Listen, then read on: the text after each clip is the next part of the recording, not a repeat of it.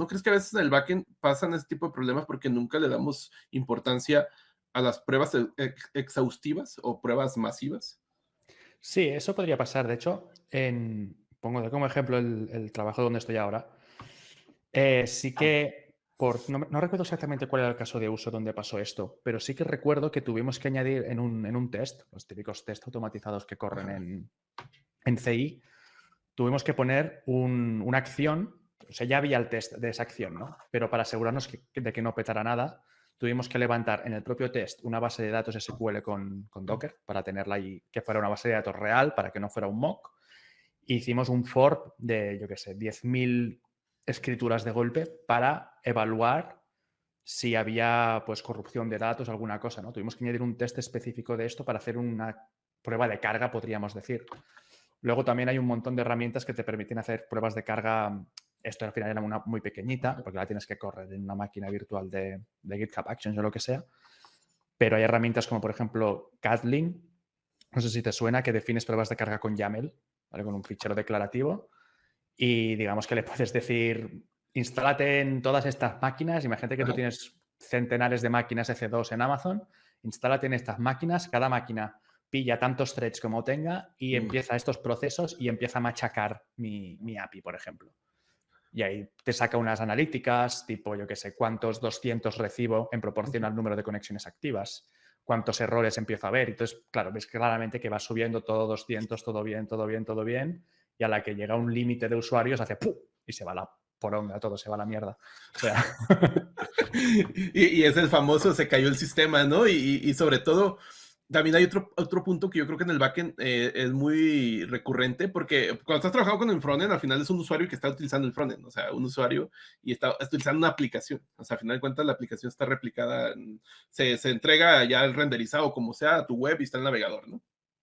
El problema del backend radica que es un punto central donde van a interactuar muchísimos usuarios. Y en el frontend tú a lo mejor se colapsa algo en el frontend y es, no sé, un renderizado mal hecho, está lento, una carga de algún componente DOM, etcétera, ¿no? Pero cuando se te va a la mierda el backend, o sea, se te va a la mierda a todos esos usuarios que están conectados. O sea, esa responsabilidad, ¿no? Y aquí el punto es de, también hay algo que yo he visto que casi nadie considera, que es cómo vas a hacer que tu sistema sea tolerante a fallos. Es decir, cómo vas a hacer si falla, o sea, todo sistema va a fallar. Y si falla, ¿qué vas a hacer? ¿No? O sea, no sé si te pasó a ti también ese tipo de cosas cuando comenzaste, a cuando te pasó la primera caída de server, que es algo, yo creo que le pasa a la mayoría de personas, que se te caiga producción y tienes que ver por qué se cayó y cómo recobrar. No sé si te pasó alguna situación que recuerdes. bueno, se me pasó una que ya le he contado alguna vez, creo, en algún vídeo. Tengo un vídeo, de hecho, de cagadas o en una miniatura ahí, como con un edificio ardiendo, rollo. Cagadas que he hecho en mi carrera, ¿no? Antes de explicar el ejemplo, estoy muy de acuerdo contigo en que la mayoría de veces cuando programamos, lo fácil es pensar simplemente en el happy path, ¿no? En el Uh -huh. camino correcto, vale, pues si funciona todo, esto va de puta madre. Cuesta mucho más pensar en los errores inesperados que pueden pasar. Y siempre pongo el ejemplo de, por ejemplo, tener un frontend que hace una llamada a una API para cargar la info en una tabla que Uh -huh. visualiza el usuario, ¿no? Es muy fácil programarla, hacer la llamada, la promesa que devuelve los datos, el observable, lo que sea, y que popule la tabla, pero luego siempre te quedas como, bueno, ¿y si el endpoint peta? ¿Y si me devuelve información mal formada? ¿Y si me devuelve un objeto que no espero? Porque ha cambiado la versión, porque ha cambiado algo. Entonces siempre puede haber esos problemas en que nunca tenemos que asumir que nada que vaya por red, concretamente, nos vaya a devolver cosa que tiene sentido, ¿no? Y cuando internalizas cualquier cosa que se vaya fuera de mi proceso puede fallar sin yo controlarla, ahí es cuando empiezas realmente a programar pensando en la tolerancia a fallos, porque al final cualquier cosa que salga a Internet, ya sea Internet interno, una red interna o Internet general, eh, puede caerse en cualquier momento. Respecto al ejemplo, siempre me acordaré. Nosotros teníamos un sistema de optimización de enrutado para envíos con camiones, ¿no? Y veíamos puntos y teníamos que hacer como la ruta más óptima. Y me acuerdo que pasó, también por mi inexperiencia, yo acababa de salir de la uni, yo no tenía mucha idea de nada. Y para optimizar la ruta, planteamos hacer lo que no se debe hacer, que es hacer una fuerza bruta, básicamente, coger todos los malditos puntos que habían entrado, intentar hacer todas las combinaciones para sacar pues la que tenía la menor distancia y por lo tanto el menor tiempo, ¿no? Esto, claro, con nuestras pruebas pequeñitas, sí, mete 6 puntos, ay, sí, funciona, mete 5, va, bien, puta madre, sale la ruta óptima, qué bien. Primer día en producción, eran las 11 de la mañana, o sea, punto pico para hacer estas rutas. Entran como 15 o 16 puntos, el sistema se pone a hacer la optimización y se queda sin RAM. Porque claro, esto crece de forma factorial, ¿no? Todas las combinaciones de primero el 1, luego el 2, luego el 3 y así. Claro, eso creció un montón, dejó sin RAM la máquina, estaba también, que esto está mal hecho, pero bueno, era una startup y acabamos de empezar, pero estaba en la misma máquina la base de datos, eso ocasionó una caída en cadena, que vamos, tiró la base de datos y acabó que ningún usuario podía ni siquiera loguearse en la web porque es que no iba nada. Y arreglarlo estuvimos un ratito, ¿eh? Apagar el proceso que está consumiendo la RAM, relevanta la BD, bueno, un drama.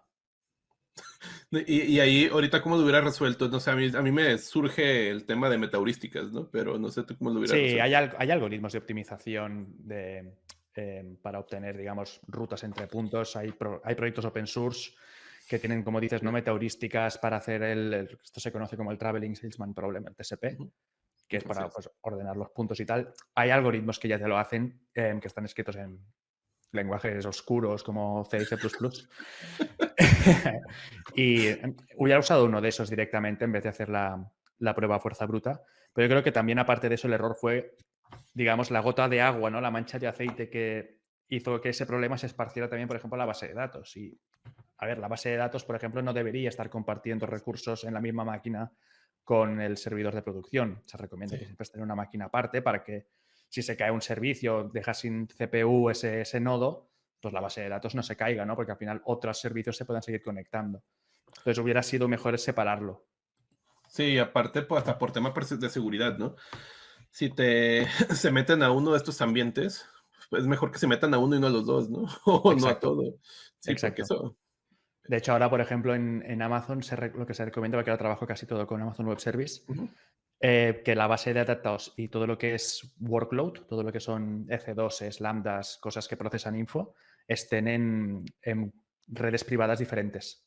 Que sí que tengan cierto bridge, cierto VPC peering para que se puedan comunicar entre ellas, pero que sean independientes para que siempre puedas cortar en cualquier momento la conexión y el acceso. Sí, y es así como que son cosas que a veces no consideras porque cuando estás estudiando o en cualquier lado, universidad, curso, lo que sea, son cosas que no consideras porque te enfocas más bien al código y no te consideras no te enfocas en las situaciones y esas situaciones las vas a veces a aprender a la mala y ojalá que estas situaciones que estamos explicando aquí o que está explicando Martín, pues ya te den un norte de que dónde puedes cajetearla tú que nos estás oyendo y más que nada es eso es lo interesante de estos podcasts, hablar de cagadas, porque las cagadas yo creo que a veces importan mucho, ¿no? Y todos Sí, hemos sí. hecho cagadas.